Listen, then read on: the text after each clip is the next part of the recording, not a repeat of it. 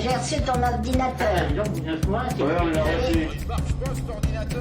Bonjour et bienvenue dans ce nouveau podcast de Chute Radio, La puce à l'oreille. Ici, on décrypte l'informatique et ses concepts nébuleux pour les rendre simples, concrets, pratiques, accessibles. Sur un ton ludique, on explore les différentes possibilités offertes par le numérique et surtout on les dépasse pour imaginer un horizon virtuel plus désirable.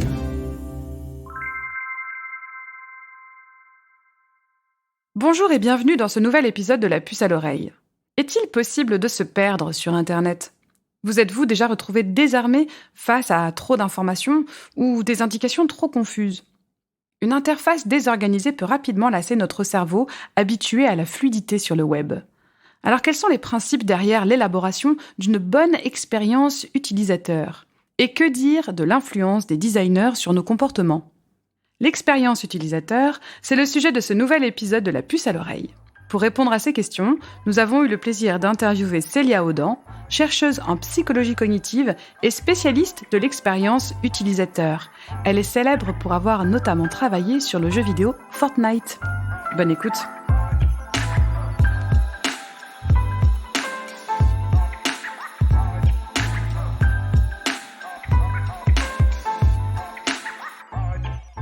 Expérience utilisateur, UX design, ergonomie. Il est parfois difficile de s'y retrouver au milieu de ce jargon technique. À vrai dire, l'UX design s'inscrit dans une approche plus large, l'approche utilisateur.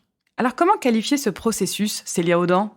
Le plus important, c'est qu'on prend en compte les buts des utilisateurs. Alors, par exemple, si on design un parc, on va essayer de comprendre où les personnes veulent aller de point A à point B. Est-ce qu'elles vont utiliser le parc pour couper ou est-ce qu'elles vont utiliser le parc tout simplement pour se balader et pour voir la nature ? Donc, on va prendre en compte ces différents buts-là et on va essayer de faire un produit. Donc, un produit, ça peut être un parc, ça peut être un jeu vidéo, ça peut être plein de choses, de façon à offrir la meilleure expérience possible pour les utilisateurs. À l'intérieur de ça, on a ce qu'on appelle l'UX design. Donc, c'est le design UX. On appelle ça aussi, on peut appeler ça de l'ergonomie. En France, on utilise plutôt ce terme-là d'ergonomie. Donc, on a l'ergonomie physique. C'est-à-dire qu'on va penser les objets de façon à ce que ce soit plus facile à utiliser en fonction de physique au moyen des êtres humains. Donc, l'inclusion va être très importante à ce niveau-là. Et l'autre pendant, c'est l'ergonomie cognitive. Donc, on prend en compte les limites des processus mentaux humains. Donc, c'est-à-dire quand la perception, par exemple, la mémoire, l'attention, on sait qu'on n'a pas une bonne mémoire, qu'on va oublier des choses et qu'on va falsifier ce dont on se rappelle. On sait que l'être humain a une très mauvaise attention. On peut pas faire attention à plusieurs choses à la fois. Donc, pour certains objets qu'on design, plus particulièrement tout ce qui va être numérique, on va s'assurer que les gens comprennent ou qu'est-ce qu'ils doivent faire, où est-ce qu'ils doivent cliquer pour accomplir les buts qu'ils ont. Donc ça, c'est plutôt de l'ergonomie cognitive.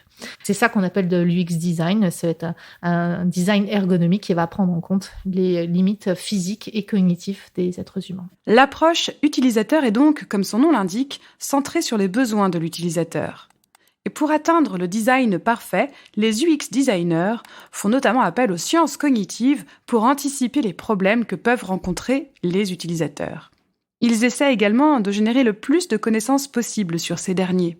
On peut pas faire un bon design si on ne connaît pas les personnes qui vont utiliser ce système-là et quels sont les buts, les objectifs de ces personnes-là. Donc, c'est pour ça qu'on a toujours une partie de recherche. Et souvent, ça va être de la recherche sur le terrain. C'est qu'on va aller voir les gens, on va regarder comment ils utilisent un système, comment ces personnes-là travaillent. Parce qu'il y a beaucoup d'outils qu'on crée pour faciliter le travail de tous les jours.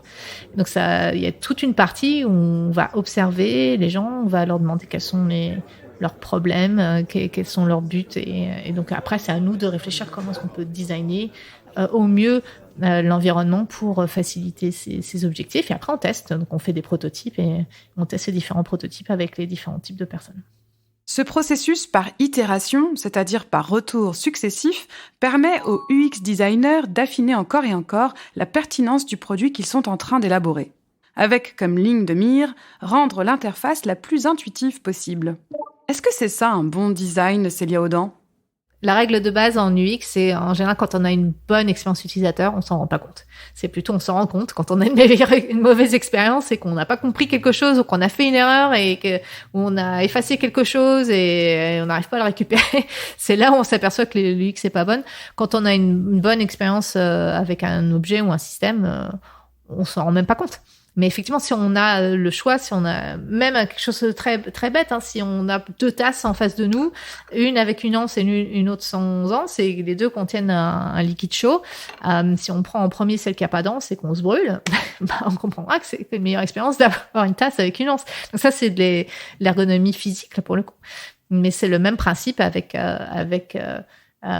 les logiciels ou avec une interface informatique. Vous l'aurez compris, l'expérience utilisateur ne se limite pas au monde numérique. À chaque usage que nous faisons d'un produit ou d'un service, nous avons de facto une expérience utilisateur. Et ne pas s'en rendre compte, c'est gage de la bonne qualité du travail des designers. Le but n'étant pas de créer un design neutre, mais plutôt un design qui fonctionne. Tout va nous influencer. Si vous voyez une porte avec une anse, ça va vous influencer à penser que vous la tirez, cette porte-là. Mais peut-être qu'il faut la pousser. Peut-être que même s'il y a une anse, faut quand même la pousser. Donc, tous les objets vont nous influencer parce qu'on a ce qu'on appelle les modèles mentaux. C'est une représentation mentale. On sait que certaines choses fonctionnent d'une certaine façon. Alors, quand les choses sont nouvelles, on apprend. Mais souvent, on se réfère à des choses qu'on connaît déjà.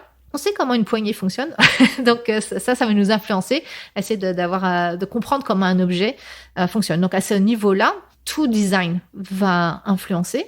Le but en UX, c'est d'influencer de façon à ce que justement, ce soit intuitif. C'est-à-dire que pour l'utilisateur, ça va être intuitivement, ils vont savoir où appuyer, ou quoi faire pour pouvoir accomplir leur but. Quand on arrive à faire ça, c'est qu'on a réussi notre job. Car si Célia Audan nous l'assure, un design ne peut pas être neutre, que dire de l'influence des designers sur nos comportements numériques ? Alors, la question qui découle de cette influence par le design est la question des dark patterns. Quand on fait de l'UX, c'est clairement pas ce qu'on cherche à faire. Par exemple, si vous mettez plein de choses dans votre panier et puis vous allez pour valider votre panier et entre-temps on vous met un gros bouton disant démarrer et vous pensez que vous démarrez pour valider votre panier mais en fait vous souscrivez à une souscription qui va être un abonnement qui va être payant plus tard mais que c'est gratuit le premier mois et en fait vous en apercevez même pas, c'est un mois plus tard vous regardez sur vos relevés bancaires, vous apercevez que vous payez maintenant un truc que vous aviez pas anticipé. Tout ça, c'est du dark pattern. C'est-à-dire que on trompe l'utilisateur. Et là, le but, c'est pas d'influencer l'utilisateur pour rendre l'expérience meilleure pour l'utilisateur, c'est pour rendre le business plus juteux. Donc là, c'est vraiment l'intention qui est derrière le design qui est complètement déconnectée avec l'UX. C'est une intention business. Donc là, pour le coup, c'est vraiment à l'antithèse de ce qu'on fait en UX. Pourquoi est-ce à l'antithèse ? Parce que l'UX repose sur des principes clairs, et ceci exclut la manipulation au détriment de l'utilisateur et de l'utilisatrice. L'UX a 4 piliers fondamentaux. C'est centré sur l'humain. C'est un processus, donc c'est pas juste une étape dans le processus, c'est un processus entier. C'est basé sur de la science, donc c'est pas des opinions, c'est on vérifie. Et le dernier pilier qui est très important, c'est bienveillant. C'est-à-dire que le but de l'UX, c'est d'améliorer la vie des êtres humains par la technologie. Pour autant, entre dark pattern et pattern bienveillant, il existe parfois des zones de flou. Ces mécanismes ne relèvent pas forcément de la tromperie, mais ils peuvent être difficilement repérables par les utilisateurs. On peut penser aux cookies, bien sûr, qui demandent parfois notre consentement de façon un peu sournoise, mais aussi au positionnement des produits dans les supermarchés. C'est exactement le même principe que quand on réfléchit dans les supermarchés. Il y a certains supermarchés qui vont mettre les produits communs au fond du supermarché. C'est pas un dark pattern, mais c'est quand même qu'on ne trompe pas l'utilisateur, mais on va quand même les faire marcher plus pour aller chercher ce dont ils ont besoin, dans le but de peut-être qu'ils ont sur le passage, ils vont avoir envie d'acheter autre chose. C'est quand même une zone de gris. Et là, on peut se dire à quel point ça améliore l'utilisateur, l'expérience pour l'utilisateur. Mais on peut se dire, non, pas vraiment. Donc là, pour moi, c'est des débats éthiques qu'on peut avoir. Faire du design et façonner une expérience utilisateur, c'est donc avoir une certaine responsabilité. Quid du design éthique, Célia Audan? Quand on parle de design éthique, pour moi, c'est véritablement l'essence de l'UX. C'est-à-dire vraiment mettre en avant une expérience qui va être la meilleure pour l'utilisateur et pour tous les utilisateurs. Donc, quand on parle de design éthique, on réfléchit à, effectivement, est-ce qu'il y a des zones de gris ou c'est plutôt le business qui est favorisé par rapport à l'utilisateur. Là, dans ces cas-là, on réfléchit à des termes, à des questionnements éthiques, justement, où est-ce que l'influence, là, ça va trop loin? Est-ce que c'est des situations gagnant-gagnant? Ou est-ce que le business est favorisé au détriment de l'utilisateur? Là, pour moi, c'est ce genre de questionnement éthique que l'on a. Et pour moi, c'est au cœur de l'UX parce qu'on met l'humain au centre. Mais c'est pas juste des questions éthiques à ce niveau-là. C'est aussi des questions d'inclusion. C'est-à-dire, quand on réfléchit à l'UX, on veut s'assurer que ce soit la meilleure expérience possible pour tous les utilisateurs et non pas seulement les utilisateurs qui nous ressemblent. Pour prendre l'exemple de distributeurs de savon, si dans votre équipe design, vous avez que des personnes à peau blanche qui vont tester le distributeur de savon automatique et ça marche très bien sur leur peau, super. Et vous lancez le produit en disant que c'est une super expérience, mais vous apercevez qu'en fait, pour des personnes avec des peaux noires, ça va pas marcher. Et ça vous est même pas venu à l'esprit de tester sur d'autres types de peau, tout simplement parce que, encore une fois, on a chacun nos œillères et c'est très difficile de prendre en compte tout le monde. Donc c'est pour ça que les questions d'inclusion, faire en sorte que tout le monde peut utiliser le produit. On a des questions d'accessibilité. Est-ce que tout le monde peut accéder au produit? Est-ce que ça va être inclusif pour tout le monde? Ça, c'est vraiment central et ça fait partie des questionnements de design éthique et c'est aussi pour cela que quand on est en UX en général, on préconise d'avoir des équipes qui sont multiculturelles et qui sont diverses, justement pour éviter d'avoir ces œillères qu'on a forcément quand on est un être humain, on a tous des biais. Et donc, d'avoir une équipe diverse nous permet d'offrir des produits plus inclusifs. Donc, c'est des questionnements éthiques au niveau de est-ce que c'est gagnant-gagnant pour l'utilisateur et le business, mais c'est aussi des questions d'inclusion, d'accessibilité. Et si depuis le premier confinement, la question de l'addiction aux écrans revient sur le devant de la scène médiatique, à qui imputer cette responsabilité? Les designers sont-ils des apprentis sorciers capables d'inhiber notre libre arbitre au point de nous faire passer le plus de temps possible sur les réseaux sociaux?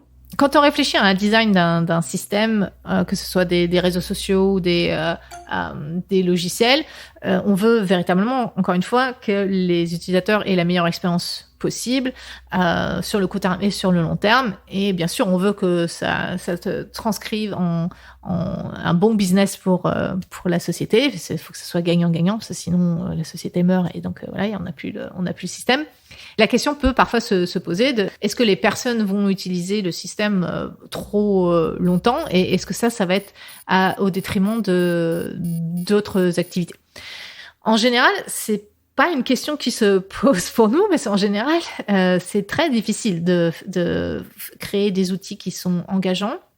Et la plupart du temps, pour les outils, on veut pas forcément qu'ils soient engageants. C'est-à-dire que si on crée un système, un outil qui vous permet de faire votre agenda ou de gérer votre agenda, justement, vous voulez que ça rende vos tâches plus rapides et que vous n'avez pas envie de vous engager avec l'outil plus longuement. Maintenant, quand on parle d'outils qui sont créés pour faciliter les interactions entre êtres humains, donc c'est le cas par exemple des réseaux sociaux, là on est quand même dans une autre dimension. Là, l'outil doit être fait pour faciliter les interactions avec d'autres personnes. Et là, dans ces cas-là, oui, ça peut être intéressant que ce soit engageant.